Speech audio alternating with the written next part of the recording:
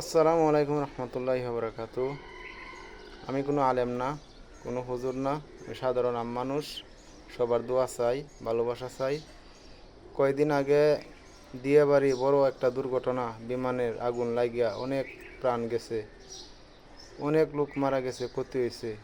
চট্টগ্রামে গার্মেন্টসে আগুন লাগলো, হযরত শাহজালাল আন্তর্জাতিক বিমানবন্দরে আগুন লাগলো। এটা সামান্য একটা আগুন সব শেষ করে দিছে। কি কারণে জানি না। হাদিসে আইছে যে এলাকা যে জায়গার মধ্যে অত্যাচার, জুলুম, নির্যাতন, ব্যভিচার, জিনা যেদিকে হইব, আল্লাহর গজব অতি শীঘ্রই সেদিকে আসবে। কি কারণে আইছে জানি না, একমাত্র আমার আল্লাহ রাব্বুল আলামিনই জানে। সবার কাছে আমার দোয়া ও ভালোবাসা। সবাই আল্লাহর কাছে দোয়া চান, আল্লাহ যেন সবাইকে রক্ষা করে। আসসালামু আলাইকুম।